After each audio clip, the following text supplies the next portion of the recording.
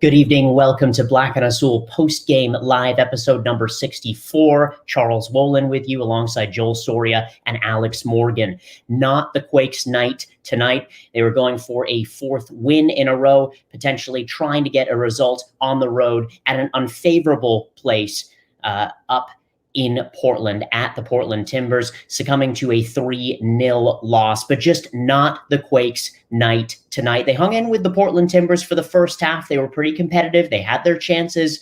They crossed the ball in left and in right, but just overall not their night tonight. Joel Soria, your analysis. The last time that we talked, we were at Earthquake Stadium after a 3-0 win on Wednesday, and you said that this team really needs to pick up points against the top dogs in the division, the Portlands and Seattles of the world. First 45 minutes, pretty good. Second half, really collapsed.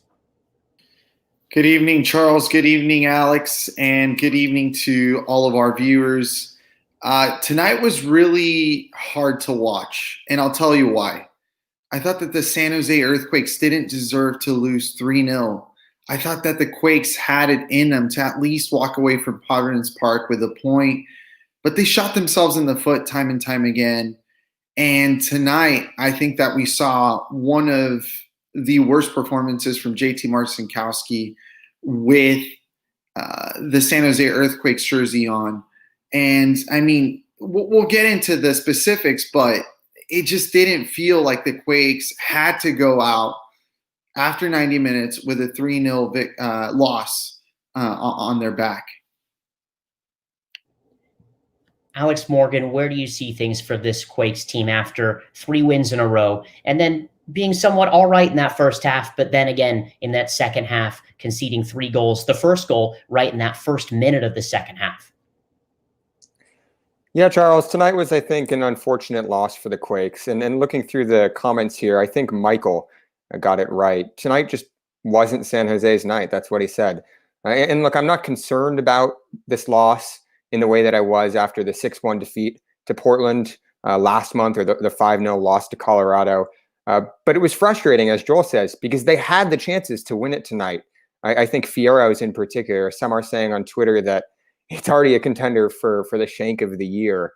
And then to get Beeson's goal chalked off like that in such an unfortunate fashion, it just felt like the Quakes could have got a result tonight if they'd been a little more clinical. But look, I guess maybe that's about as much as you can ask. You could have asked for against Portland. The Quakes are now winless in 13 games in Portland. It's always a tough place to play, especially in the rain, especially with COVID. So I'm not particularly concerned about this loss.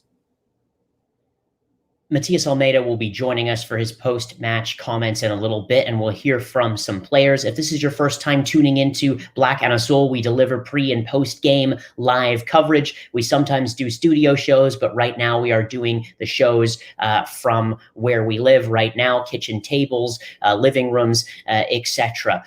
Joel Soria, back to you here.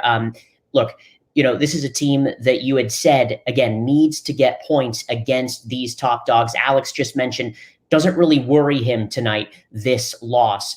In order to kind of get in that upper echelon, it's quite clear they need to be able to take points off of the Portlands and the Seattles and gain some confidence, especially if they were to go up against one of those teams, if they were to be a playoff team this year.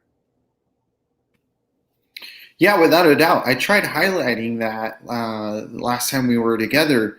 You know, the Quakes, to me, had one thing and one thing to do only, and I think it's still on the table. They need to go out and they need to beat a top 3 team in this conference. You know, today they had the perfect opportunity. Sure, the optics were against them, right? The history book was against them. The Quakes had never won in Portland in MLS play, and today they extended that streak. But they have to get a win against the Seattle Sounders of the world, the Portland Timbers of the world this season if they really want to make a case that this team is not only going to make playoffs, but are going to contend to go past that first round, right? Which is somewhere that the Quakes have really hit that wall. They get into that when they do make the playoffs, and obviously I'm referring to that 2017 season here. There's really nothing else to to lean on. They make the playoffs, and then they have a poor performance. For me, the Quakes have been doing things right. They had 3 wins under their belts. It looked like the team was starting to catch form. Players were confident. The coaches were, and the coach, Matias, was speaking a different language to us. And, they had it. They had it tonight for 45 minutes. I thought that they were going to pull off at least a draw.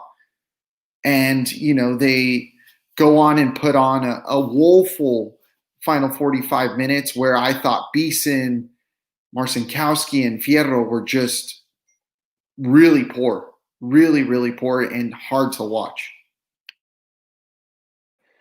I think you're being a little harsh, Joel. First of all, I don't think that the Quakes need to be beating teams like Portland and Seattle in order to make the playoffs. The Quakes were a team that, as of 3 weeks ago, were losing 6 and 7-1 to these kinds of teams. I think if the Quakes can beat the rest of the bubble teams, their immediate rivals and immediate contenders for playoff positions, teams like Vancouver and Colorado and LAFC to some extent, that'll be enough to get them over the line. So I think you're asking a lot of them in these situations. And then I don't think it was an utter collapse in the second half. I think it looked like it could have been right after Portland scored their first goal. There was obviously that horrible defensive mix-up with Tommy Thompson, JT, and Beeson. But I thought the Quakes actually did a good job of not getting their heads down and staying in the game. And it was after that point at which Fierro had his chance and Beeson had that goal chalked off.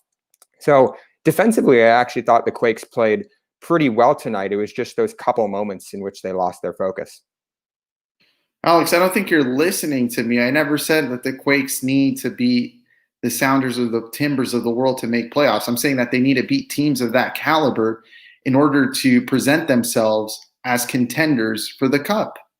We know that the Quakes can go on and beat the Galaxies of the world. And in this particular season, I'm putting the Galaxy with the subpar teams in the conference because they have been subpar. They've been one of the lowlights in the league without a doubt. They have to beat the RSLs. They need to beat the Rapids. And they will. I mean, for the most part, we've seen the Quakes put formidable performances against teams that have been struggling. And that's when they've been able to take advantage, right? The Vancouver game that just happened a couple of days ago. What I'm trying to say, though, is that if the Quakes were to put good performances against the Timbers and the Sounders, I mean, just think what kind of statement that would send to the rest of the league, what kind of statement that would send to those teams that are competing within that bubble, and the confidence that would be infused into these players and into the coaching staff. I mean, it would be a gigantic step forward. We've always talked about this team, kind of breaking themselves away from those handcuffs that keep tying them to their old ways. Well, I think that's a good way to do it. And tonight, for me, like I said, all points were. It looks like we have Matias Almeyda here. We are joined by head coach Matias Almeyda. We'll start by taking a few questions in English and then a couple more in Spanish. So let's get started with Alex Morgan. Hi, Matias. Condolences on the loss. How frustrating was this defeat, given that it felt like you guys had enough chances to win the match or get a result? Sí, te quedas frustrado porque el equipo tuvo varias chances para meterse en el partido. No, trato de sacarle lo positivo a este partido. I try to take the positive away from this game. Más allá de la derrota, creo que mantuvimos un buen nivel futbolístico. Beyond the loss, I think we had a good football level. Y el fútbol hay una gran realidad. Cuando te equivocás In football, there's a great reality when you make a mistake. contra equipos peligrosos como este, sacás del medio. Against dangerous teams like this one, you're kicking off again. Y cuando tenés las posibilidades claras como las que tuvimos, no tenés que perdonar. And when you have the clear chances like the ones we had, we should not forget. Después destaco mucho el primer tiempo, fue muy bueno. I take away the first half, that was very good. No nos olvidamos que estamos jugando contra el primero, el segundo. Let's not forget we're playing against a team that's in first or second place. Y en el juego creo que por momentos lo superamos descontando el resultado, ¿no? And during the game, I think sometimes we outplayed them, not thinking about the result.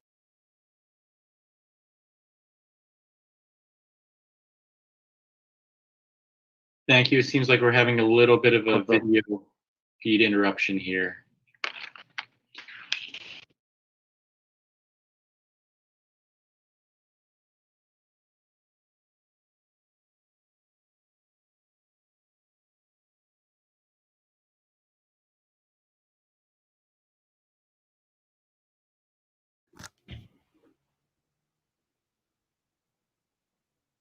Hi, everybody. Good evening. Charles Wollin with you. Black and Azul live post game. We are waiting on Matias Almeyda's comments here. It looks like the video service just went down. Alex Morgan asked the first question to Matias Almeyda. He was pretty forthright in chatting about that he felt like, he said, I think he had a good football level against dangerous teams like this one. You can't forget. You have clear chances like we had. You can't forget. We had a good first half. He felt like they matched the Portland Timbers in that first half and had some chances. Hopefully we'll bring you back to the press conference right away as soon as the video service continues to stand by here. It looks like it was interrupted and looks like I think we have Matias Almeyda. All right. Sorry about that, guys. Thank you, Matias. Let's go to Alicia Rodriguez next. Thank you. Matias, I wanted to ask, you have quite a few players who are young and fairly inexperienced at the MLS level. When you have a tough night like this, how do you approach, getting them to pick their heads up and trying to encourage them for future games?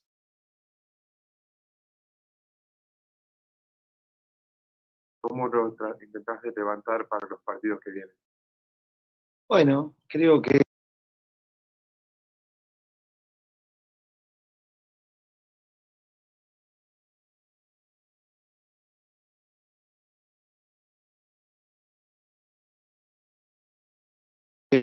For a month that had very difficult moments. y este partido, si bien vinimos a buscar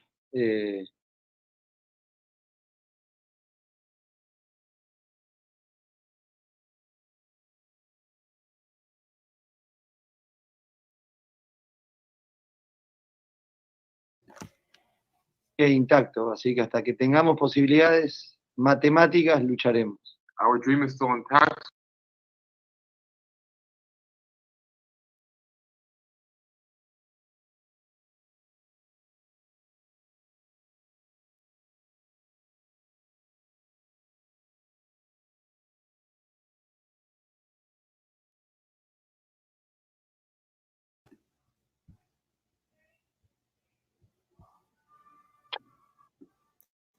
Hey, everybody. Yeah, thanks so much again for tuning into Black and Azul live post game here. Okay, sorry about that. Oh, it looks like it's cutting in and out, but I think we've got a good picture now on the video service. Yes, please, Augustine. ¿Cómo era la pregunta? ¿Cómo levantar los jugadores? Creo que digamos que nosotros priorizamos las formas. We prioritize the ways. El partido, como se dio el resultado final, creo que podría haber sido de otra manera. The game, given the final result, I think it could have ended in a different way. Porque los chicos tuvieron una gran entrega y sobre todo el primer tiempo mucho fútbol. Because the guys had a great delivery and especially in the first half, a lot of football. Y el segundo tiempo tuvimos las mismas posibilidades que ellos de hacer gol, con la diferencia que ellos metieron y nosotros no. And in the second half, we had as many chances as they had to score, with the difference that they scored them and we did not. Thank you, Matias. Let's now go to Jamon Moore. Hi, Matias. My question for you is about the substitutions tonight for a midweek game. It seemed like, there's only, I believe, one substitution tonight. It felt like maybe the game needed more, particularly with an upcoming game this weekend. What was your reason for not subbing more players tonight?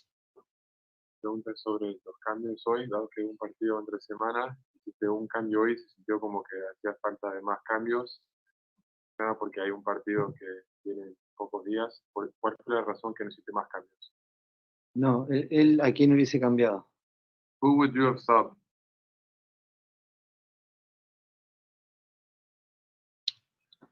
I'm sorry. Who would you That was have? a question for me. Yes. It seemed like the wings, the outside backs needed to get. They were running out of gas at the end. They were running out of energy, and needed some assistance. Pareció que los laterales y los jugadores de afuera se estaban quedando sin energía y que necesitaban un poco de ayuda. Sí, creo que Nick Lima corrió hasta el minuto 93 tirando centros. I think Nick Lima ran up to the 93rd minute crossing. Creo que él tenía gas. I think he still had gas. Tommy Thompson se quedó sin gas y ingresó Salinas. Tommy Thompson ran out of gas and Salinas came on. Y después, como lo he dicho muchas veces, And then, like I said many times, hay momentos para poner a los jóvenes y hay momentos para protegerlos. there's a time to put in the youngsters and there's a time to protect them. Y hoy prioricé protegerlos. And today I prioritized to protect them. Thank you, Matias. Let's take 2 questions in Spanish, starting with Joel Soria. Buenas noches, Matías. Creo que perdí su respuesta. No pude escuchar muy bien su primera respuesta.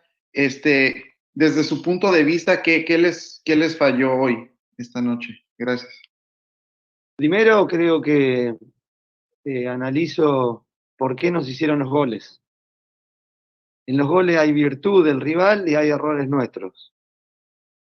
Y después, pensando en positivo, digo, bueno, pero el equipo tuvo la tenencia, jugó, en el primer tiempo se podría haber ido en ventaja, y en el segundo tiempo tuvo 3 chances claras como las que tuvieron ellos. Y bueno, ahí está la diferencia. Está el que la mete y el que no la mete. Thank you, Matias. One last question from Carlos Justiz. Matías, buenas noches, Carlos Justiz de Telemundo. Ahora viene un partido otra vez con pocos días donde hay que recuperar pronto, y así como la vez pasada uno no debe volverse loco durante las victorias, ahora también cómo priorizar en lo mental y la administración de lo físico para llegar el miércoles contra Gales.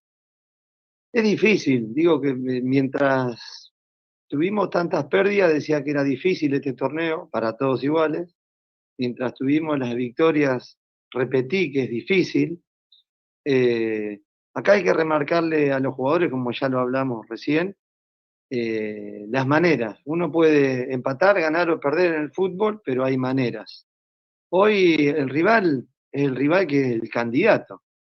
Es uno de los candidatos. Y uno de los candidatos del primer tiempo de hoy fue superado por otro rival, que tiene un montón de jóvenes, que viene luchando muchísimo, pero hay realidades en el fútbol que no se pueden obviar.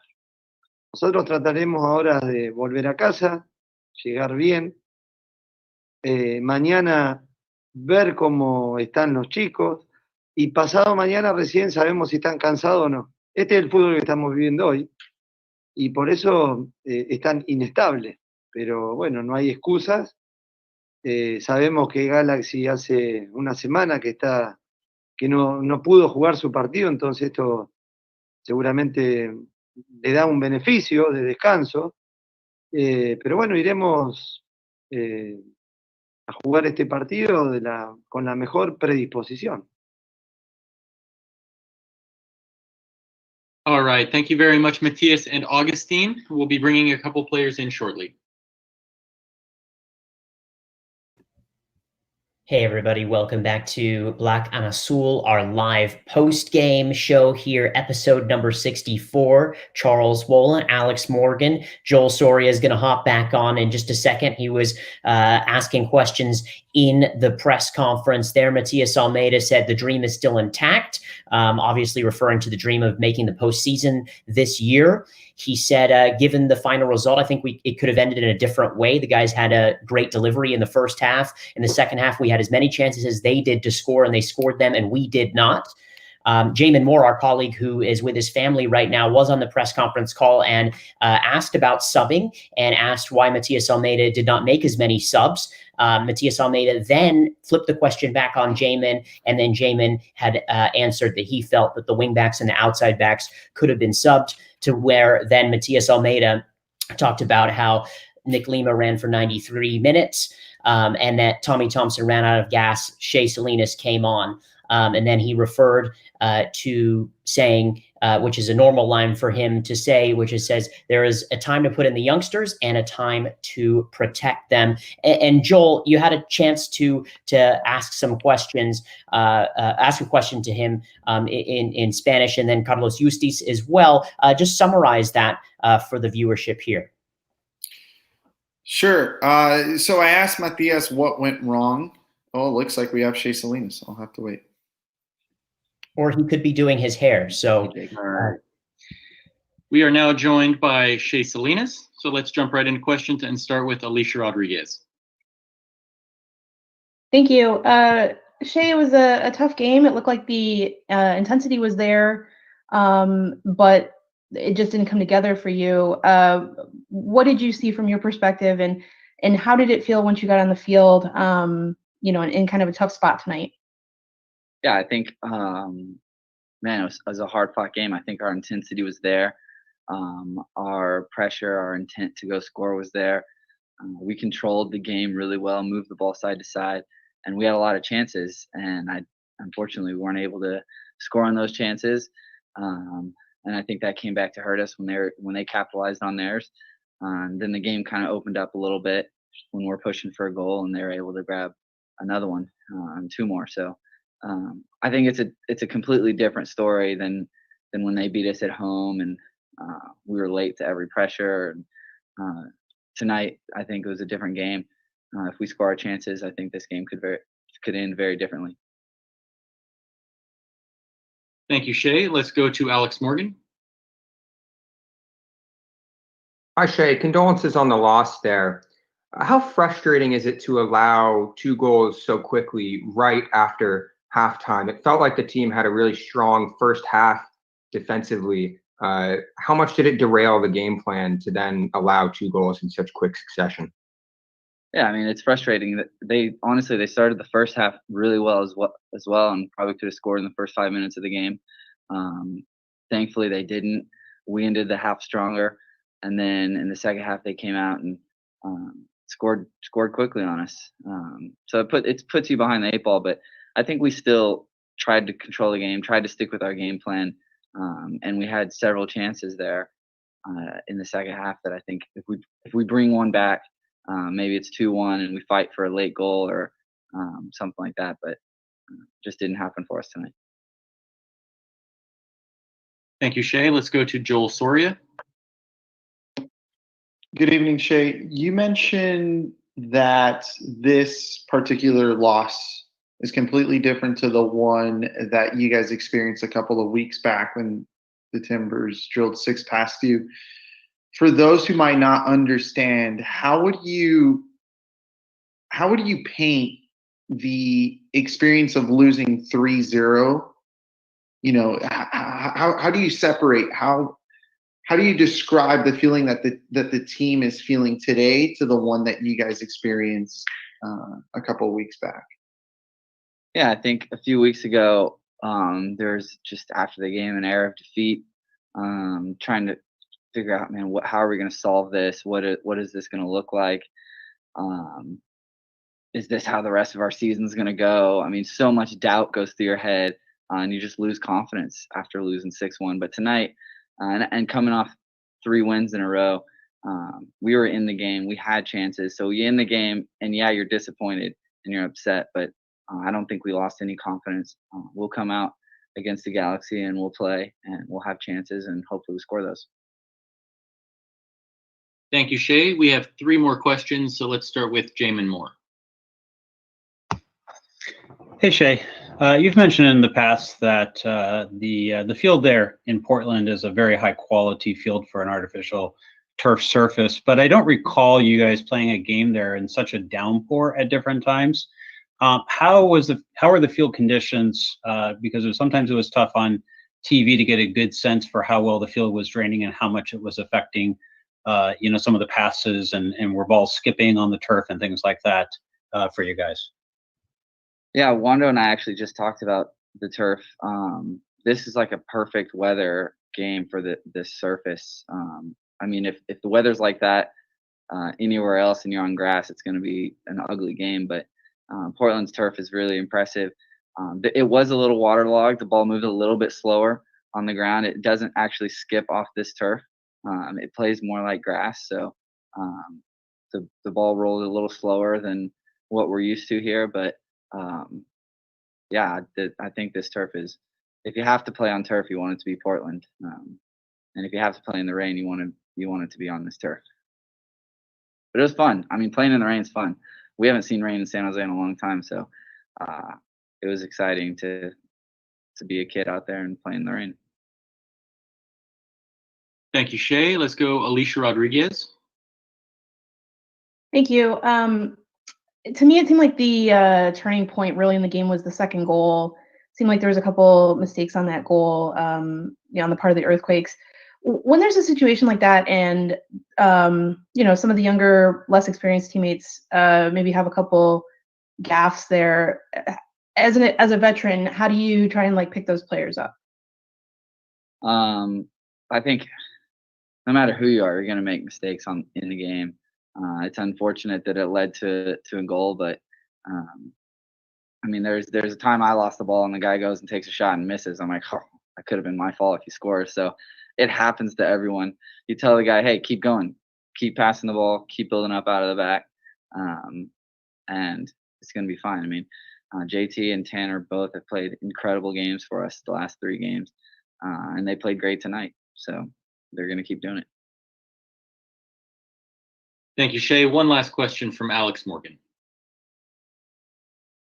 Hi, Shea. I just wanted to follow up there and ask if you had any, specific words of advice for Tanner there, because of, such an unfortunate way to get that goal chalked off. I think a lot of fans or Twitter are saying, well, maybe he should have just left that ball there and it would have been a goal.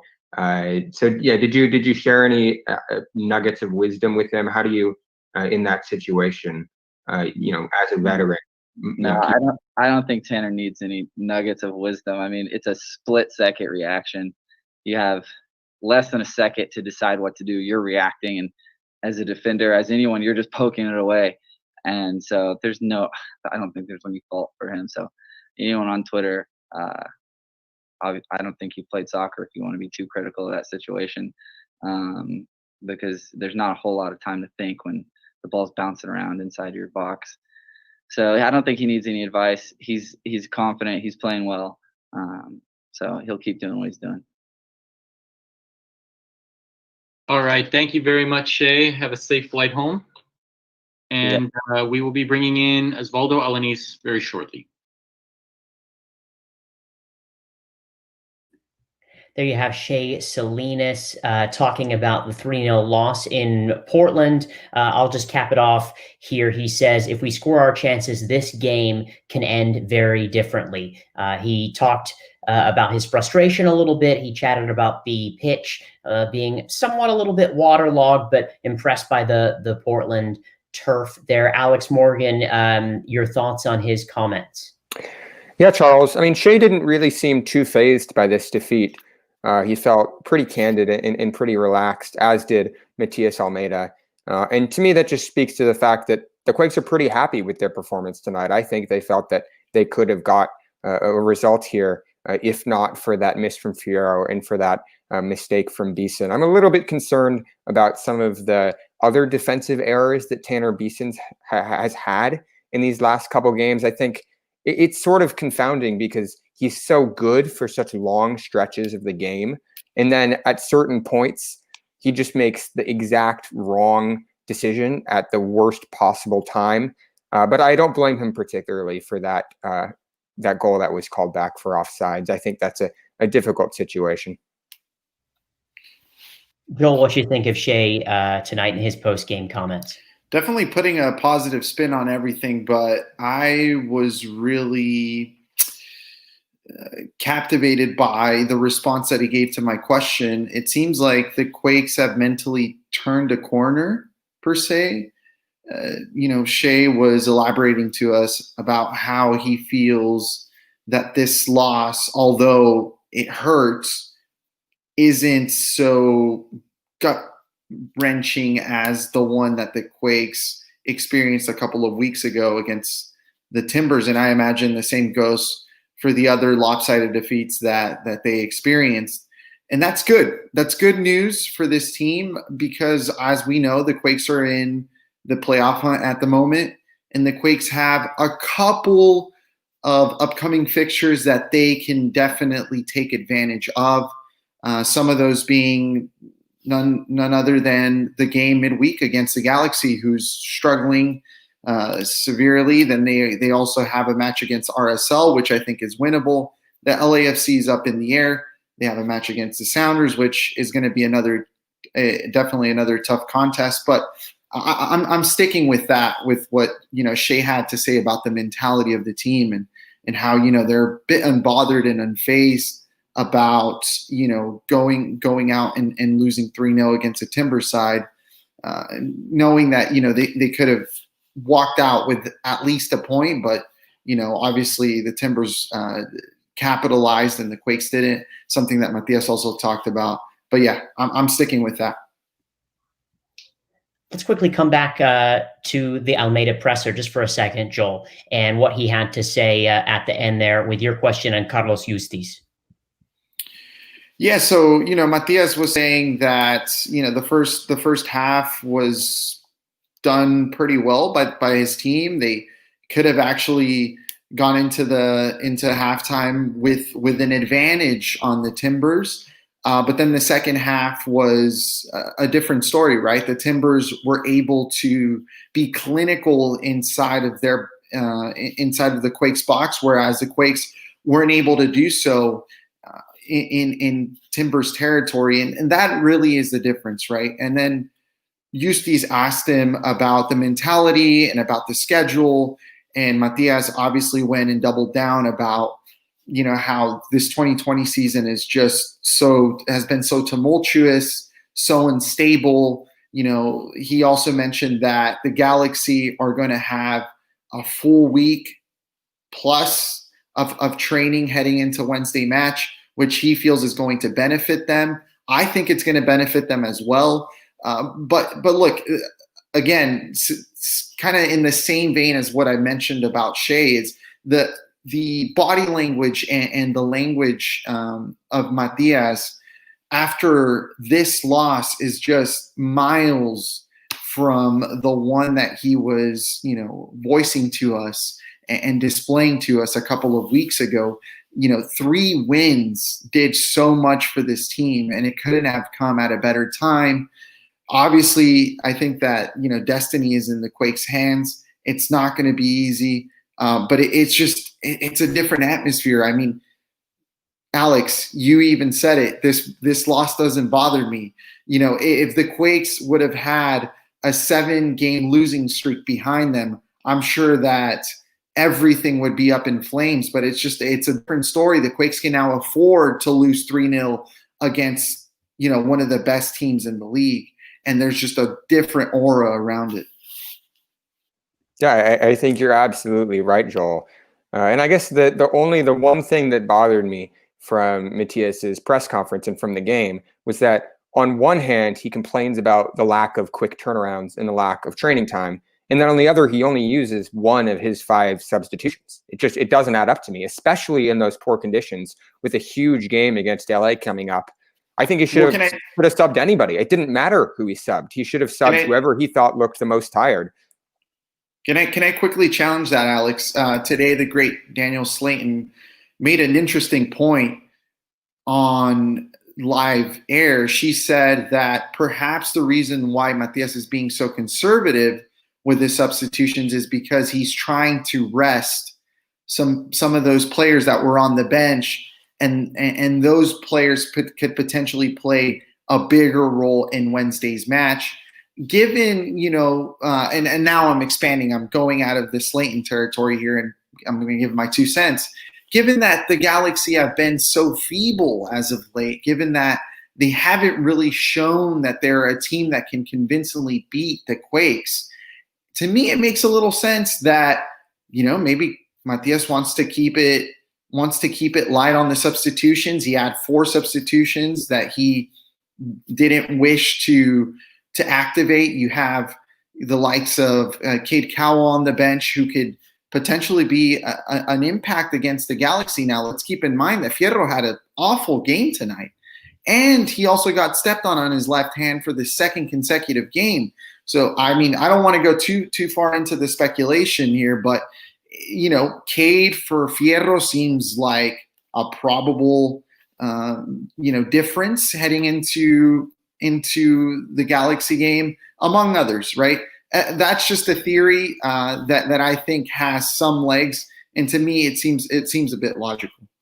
I don't buy that, Joel, because if you look at their bench, it's not a particularly strong bench. You got Akanyaridge, Scahan, Palmery, Luis Felipe, Eric Calvillo, Siad Haji, Shea Salinas, and Cowell on the bench, in addition to Daniel Vega in goal. And I don't think any of those players, maybe other than Cowell or Salinas, are really starting quality. I think the Quakes will need the guys like Fierro and Christian Espinosa, both of whom looked very tired at the end of the game against the LA Galaxy, more than they will need those guys on the bench. So I don't buy that. I think they need to rest their starters and make sure that those starting guys who Almeida is relying on so much don't get injured.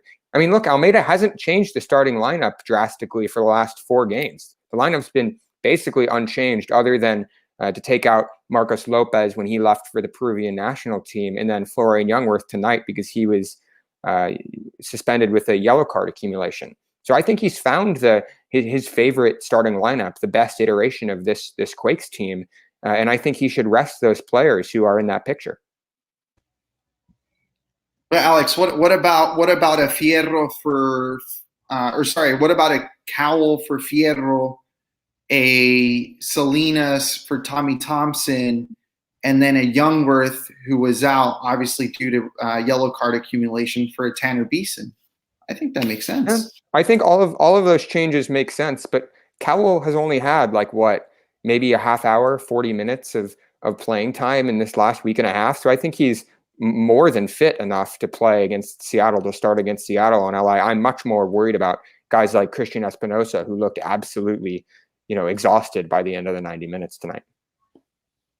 We're going to hear from Oswaldo Alanis in just a few minutes' time. Our producer, Jason, has the live table up in the Western Conference standings. We'll go ahead and show that to you as both Joel and Alex referred to the remaining matches. There you see the Quakes right there in that 7th position on 20 points, just kind of in that little mix, in that little muddler, if you will. And there's a few teams just behind them. You see Salt Lake there, the Whitecaps with a big victory against Salt Lake. You got the Dynamo. Colorado, they're going through a very, very weird and interesting time, and a challenging time, obviously, having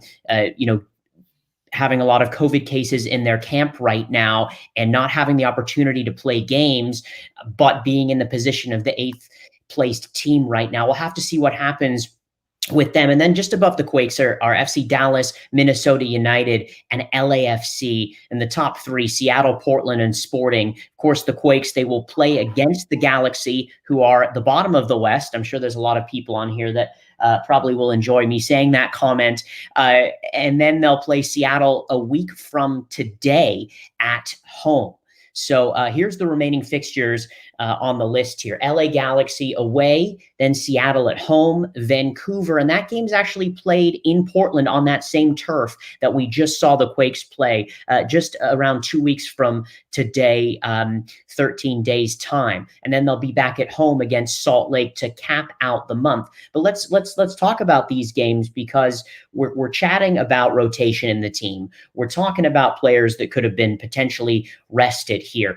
But in order to kind of round out the month, and it's been a decent month for this team, where do you see them needing to pick up points? I'm assuming, obviously, the Galaxy game, the Salt Lake game, and this Vancouver game. And then if they can show some confidence, Joel, against Seattle, go about it. Yeah, I mean, look, they have to win 3 games minimum. They have to win this Wednesday's match against the Galaxy. They have to win against RSL, and they have to win against the Caps. Outside of that, it's going to be a tough draw for the Quakes going up against, in my opinion, the MLS Cup favorites in the Seattle Sounders and then LAFC. By that time, I would imagine that Carlos Vela, Atuesta would be back for LAFC, and that team would be on a different level. We saw tonight that LAFC is starting to pick it up, in large part due to Danny Muzovsky, who scored a brace. I know you guys are probably missing him.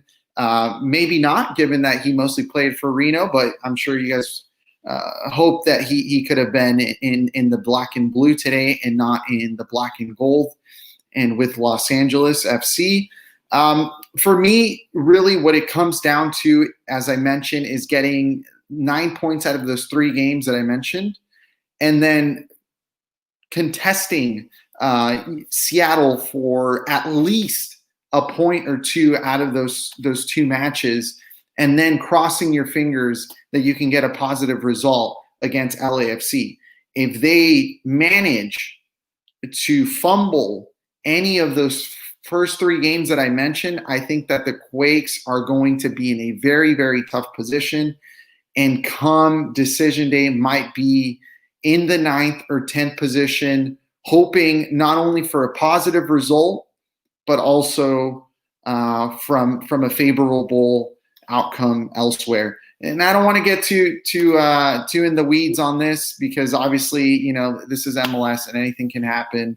8 teams are 18 out of 12 teams are making playoffs, which for me is just outrageous.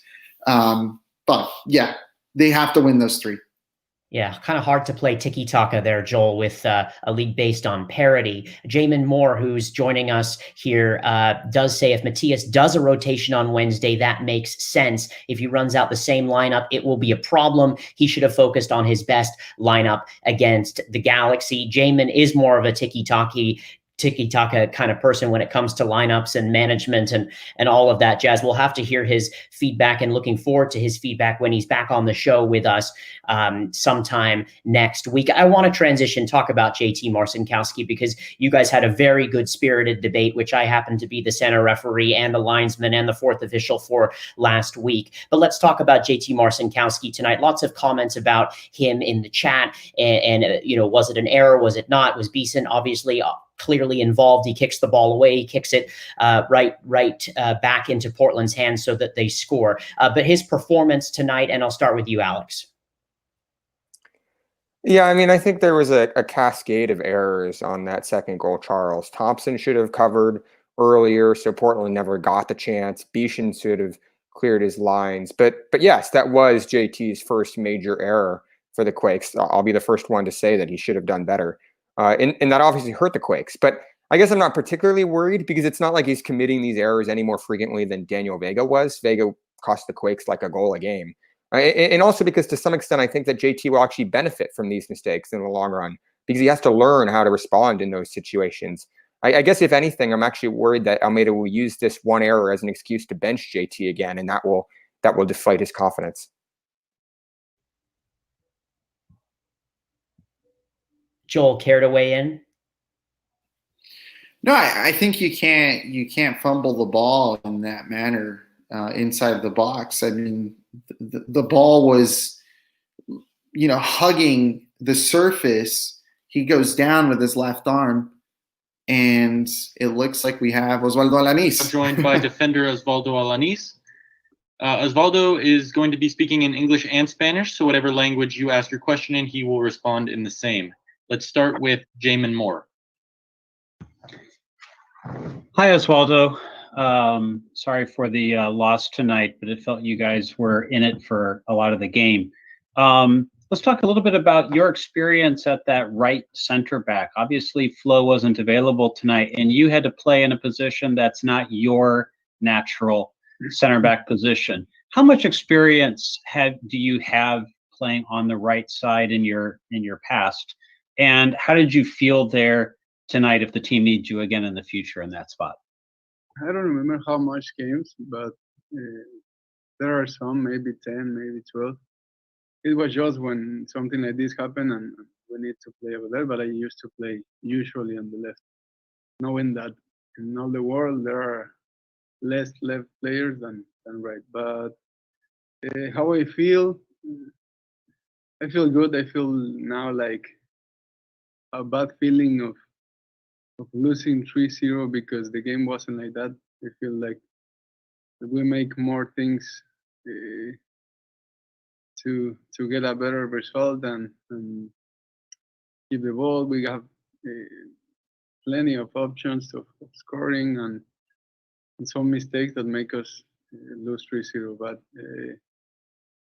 the feeling is sad because we lost 3-0, but also we know that the team is playing better each game. We keep going. We were with 3 wins in a row, and this was, I think, hard to feel, but we're good and we have to keep going because we have a game in 3 days. Thank you, Oswaldo. Let's go, Alicia Rodriguez. Thank you. Oswaldo, you guys have, like you said, a big game coming up on Wednesday. You've been off for a little while with your injury.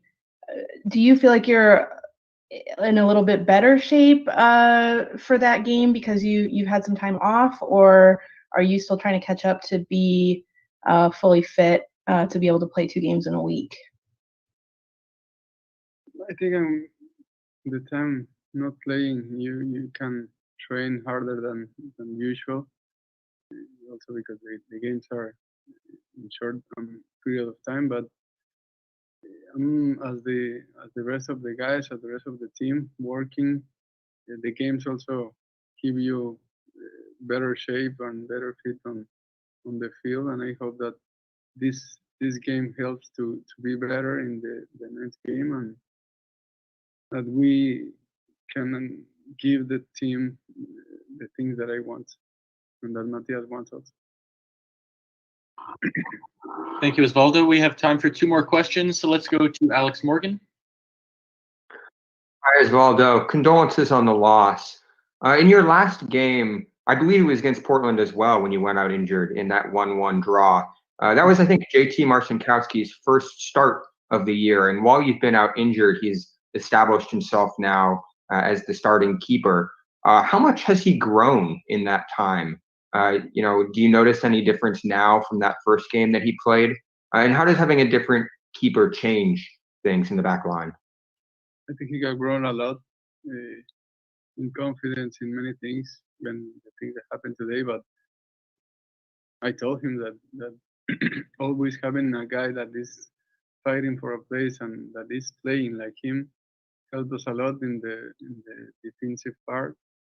I mean, we can keep the ball, and he likes to play with the ball, and he's a good keeper, and he has been saving us from in other games and also in this one. So that's all player that adds to the team and that improves and gets better, always adds to the team and make us be a better team. So I'm happy for JT, and I hope that he continue growing and fighting and giving the team good things that we have seen in the other games also. Thank you, Oswaldo. One last question from Carlos Justis. Osvaldo, señorón Carlos Justis de Telemundo. Te vi cuando cae el primer gol, te vi a disgusto contigo mismo. Primero, ¿cómo te sientes tú? Y segundo, ¿qué crees que puede mejorar en tu actuación personal para poder ayudar en lo que sigue? Sí, me sentí molesto porque es una jugada que he trabajado, lo que llevo mucho tiempo por ahí trabajando para poder contrarrestarla, pero como fue la jugada, intentar por ahí, dudé entre poder ir a hacer cobertura porque el jugador venía ya con una superioridad y por ahí es donde cae el gol, un muy buen centro y remata muy bien, pero sé que es una situación que podía haber evitado y que me dio la impotencia de decir son jugadas que sea mucho no me pasaban y que realmente no quieres que te pasen, pero bueno, seguimos adelante y así como a veces te caes y tienes que levantarte, también cuando ganas hay que seguir adelante de la misma manera en este momento. Y creo que el equipo está para para seguir sumando, para seguir aportando, para seguir dando satisfacciones y pensar en cosas buenas, porque la forma de jugar cada vez se ve mejor. All right. Thank you very much, Oswaldo. Have a safe flight home. And thank you, everyone, for participating tonight. We'll see you on Wednesday.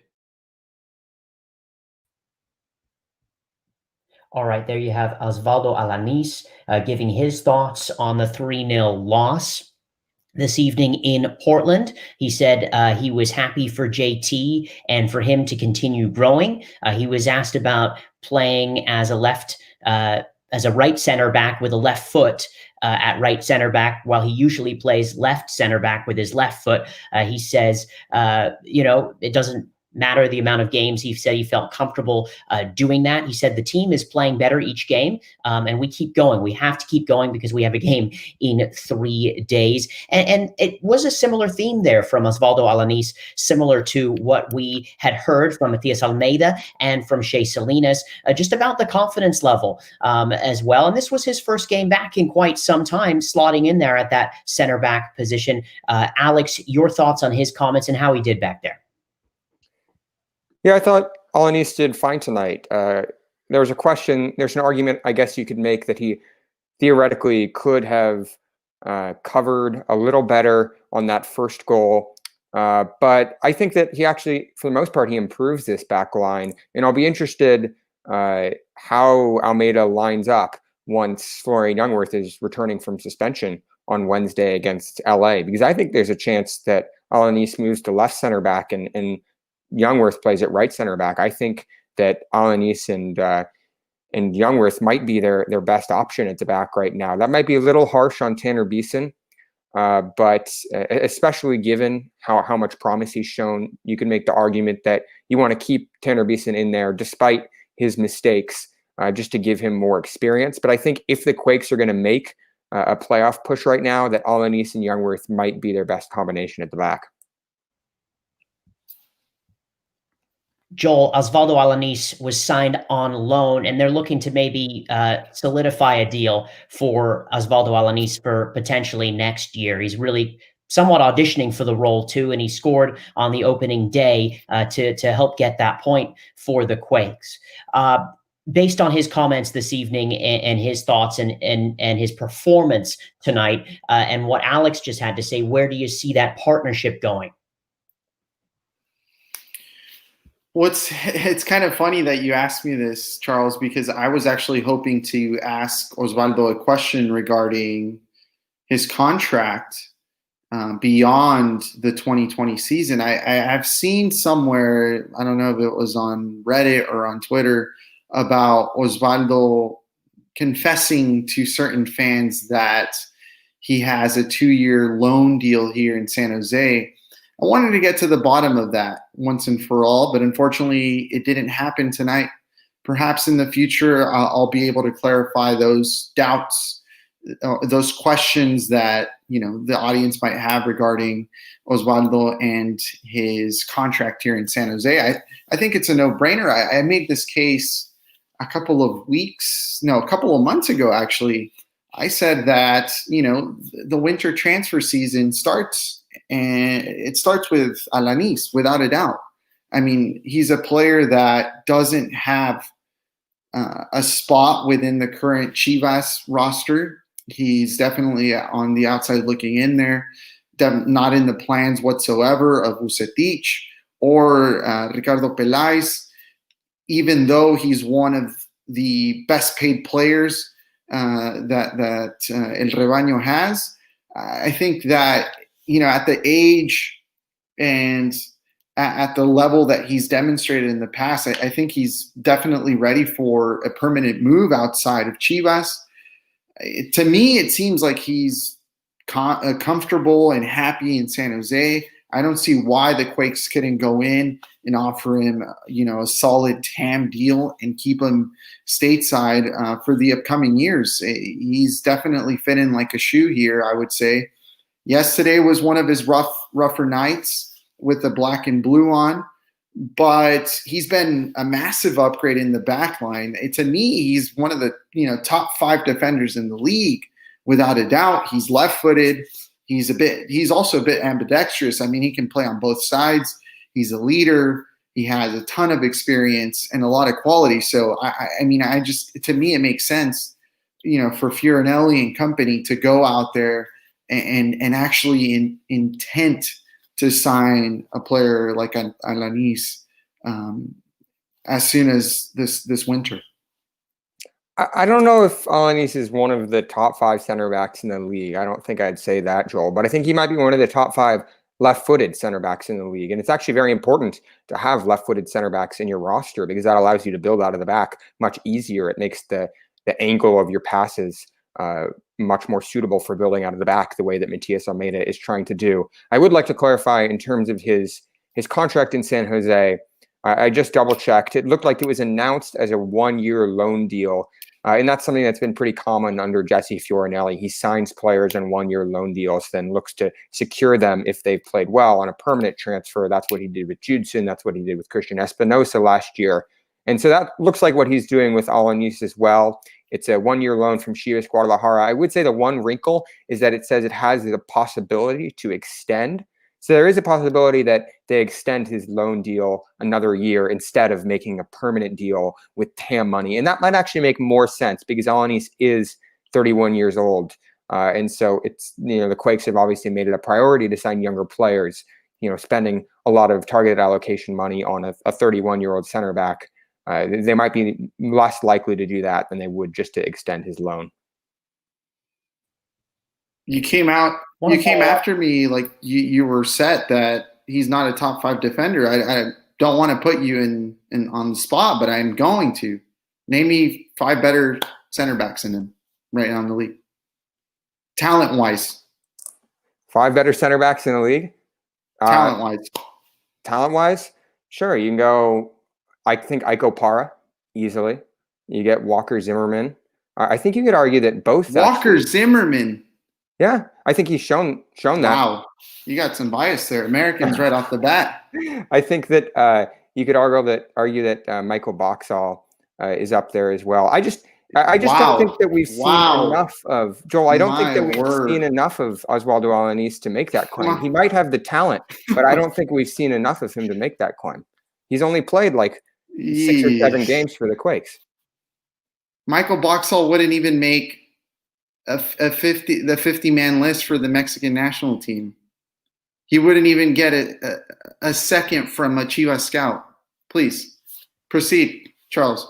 Oh, I was just going to bring in Jamon Moore to just kind of be a wedge issue in between you guys. And he said, what I'd want to see is overpaying Alanis over getting the right 9 or 10. Not saying they would overpay him, but this is where caution is needed. Beeson is improving quickly here. So I just kind of wanted to fizz this out just for a second. Alex, you and I were chatting in the green room before we went live tonight. Just a quick change of the subject, back to the man marking and the tactics of Matias Almeyda, especially in the 3-match win streak.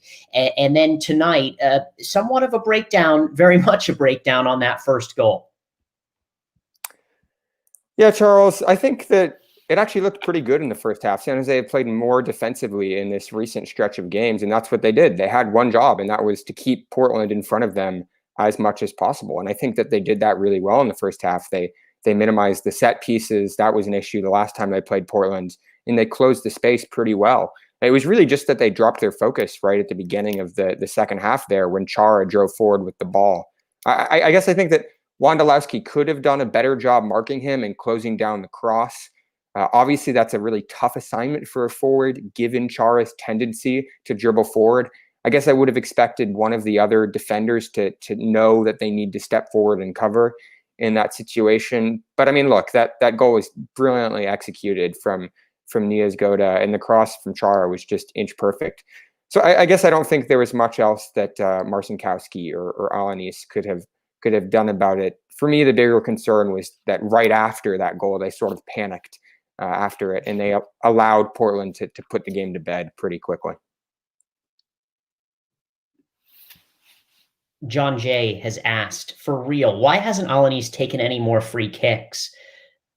And I saw him take a few after he had that wonderful left-footed goal in the first match. But I think Matias Almeyda prefers Jackson Ewell, prefers Espinosa to step up and take those free kicks. Obviously, it's a little different having a center back take a free kick from high up the field.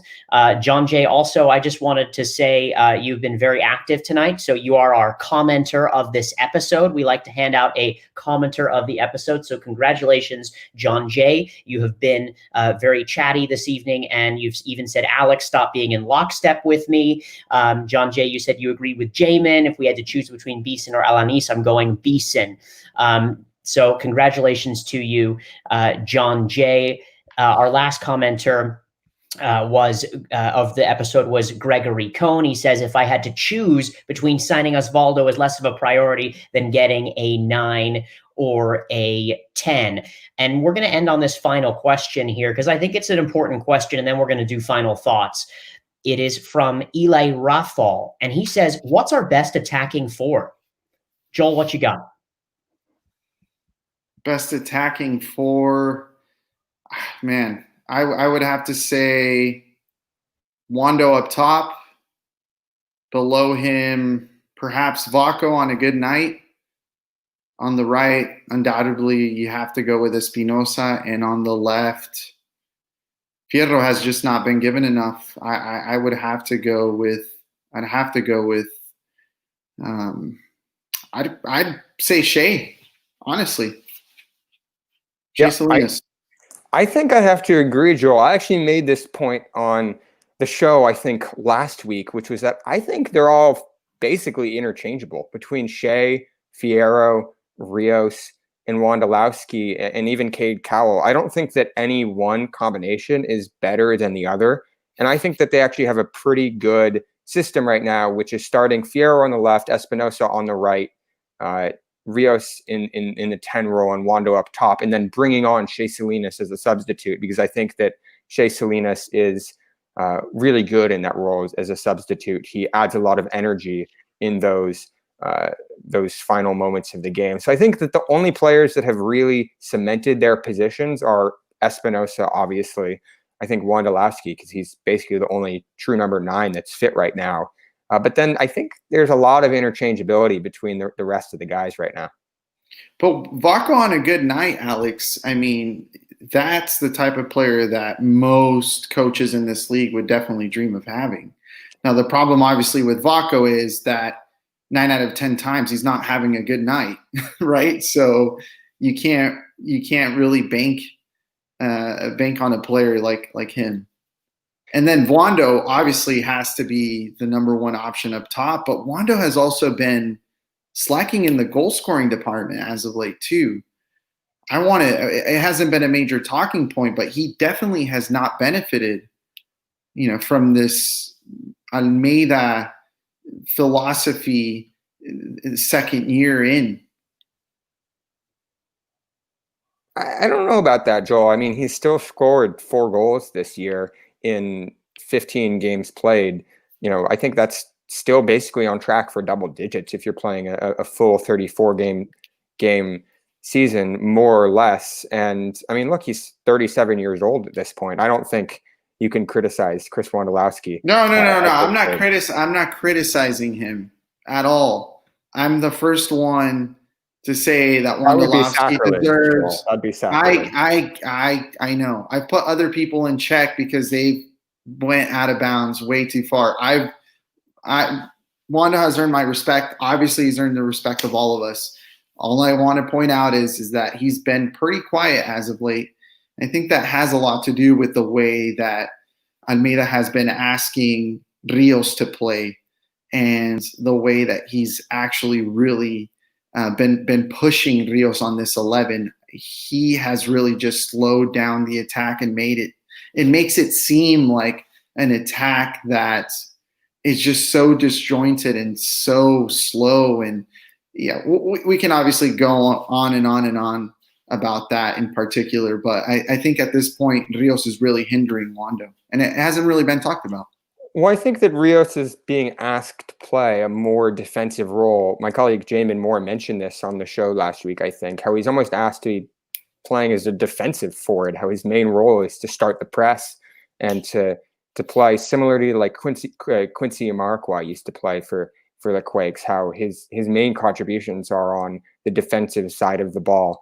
But I hear what you're saying. And look, I think a lot of people are saying in the comments, even if Chris Wondolowski, isn't scoring enough to warrant a starting position, he's still an excellent super sub in the same way that Shea Salinas is an excellent super sub. So he still definitely has a place on this team. Without a doubt. Michael Peachy says, can we rename the number 9 position to the Wando so in 2 years we can see Cade starting in the Wando? Michael Bolseric, and I hope I'm pronouncing that right, and you can get on me if I'm not. Espinosa, Callo, Fierro, Vaco. John J says, Wando should be a super sub as well. My top 4 is Wando, Espinosa, Vaco, and it just gets difficult.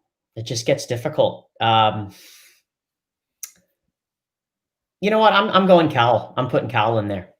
I'm putting Cal in there. I need to see more, but I think when I see more and when we see more, we're gonna get more. And I think that's what we're gonna get. I do want to throw a Shea Salinas in there. I do definitely want to, but that's my take there. John J, I wish I could give you a gift for being the commenter. I know you said, what do you get? You just get our great good graces and our compassion and a virtual high five or hug or fist bump. You choose whatever you want as well. Let's begin with some final thoughts tonight, lads. Let's start with you, Alex Morgan.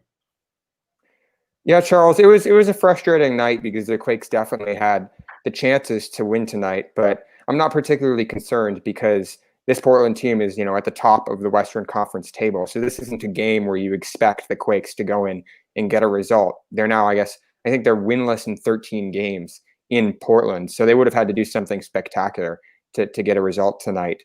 And I think that as we heard from, Matias Almeyda and Shea Salinas and Oswaldo Alanis after the game, they still have a lot of confidence and they feel like they still have that momentum from their 3-game win streak. And that'll be really key against LA on Wednesday. I think that's a much more crucial match in terms of this team making the playoffs. Joel Soria. Yeah, no, I thought overall, obviously a negative night for the Quakes. Anytime you lose 3-0, it's a negative night. But today there was, I guess, some sprinkles of positivity in there as well. I'll go back and touch on the point that I made earlier about the Quakes turning a corner in terms of their mentality. You can sense that this team is in much better spirits than it was about a month ago. The schedule coming up is somewhat favorable. Then at the same time, it does have a lot of elements of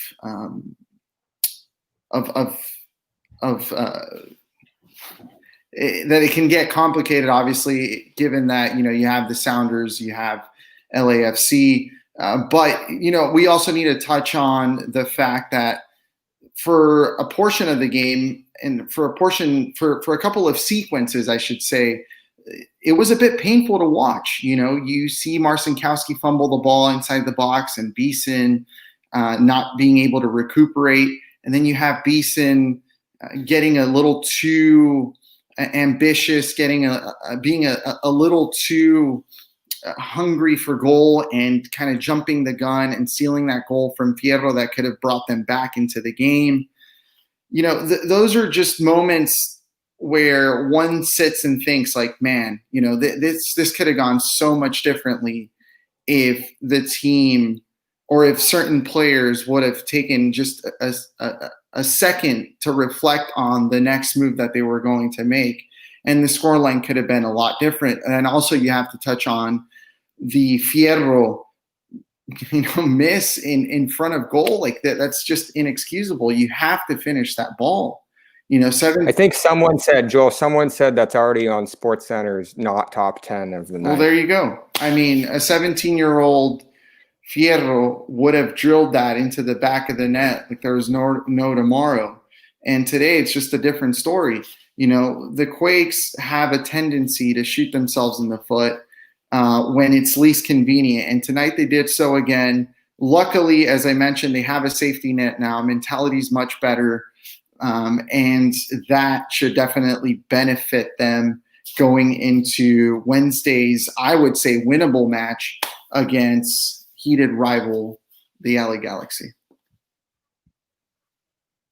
Yeah, thank you, Joel. And thank you, everybody, for tuning in this evening. We appreciate it. My thought on this evening's game, good first half, not a good second half. Obviously, hearing the press conferences and what the players had to say, what Matias Almeyda had to say, the confidence is there. And you can definitely see a different switch has been turned, a little flip of the switch. And Matias Almeyda is really good at this. This is what he does. He is able to get players into the right mentality if they're potentially off track and onto a good mentality. And he was able to get this 3-match winning run going. And then tonight, yeah, they had their chances. And of course, Carlos Fierro should have hammered that goal home. And in the 5th minute of the game, the Quakes had a really good chance off of a corner as well. Tanner Beeson, obviously a bit unlucky there that goal not chalked off the board. So I think things are looking good, but we'll obviously have to see how it goes. But this game is all about confidence, and you can see that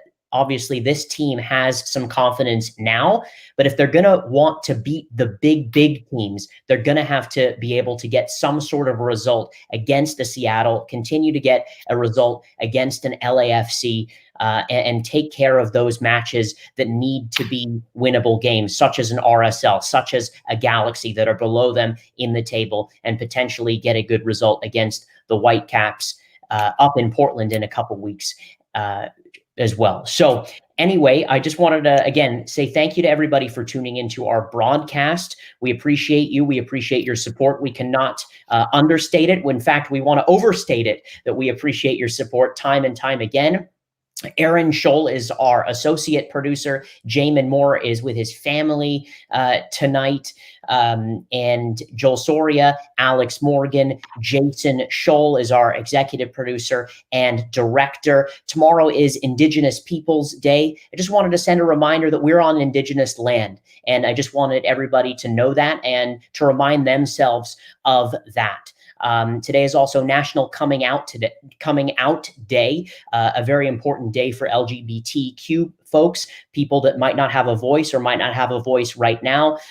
We hope that one day you might be able to have a voice. And folks that have been out for a long time, keep pounding the pavement for justice in your community. We have a very tough time right now as a country, as a nation. We're very divided, especially as well under the situation that we're going through with COVID and our environment. So I just wanted to kind of put the final notes on those last topics. I know I'm long-winded, but thank you everybody for tuning into Black and Azul episode 64 post game. We'll see you next time.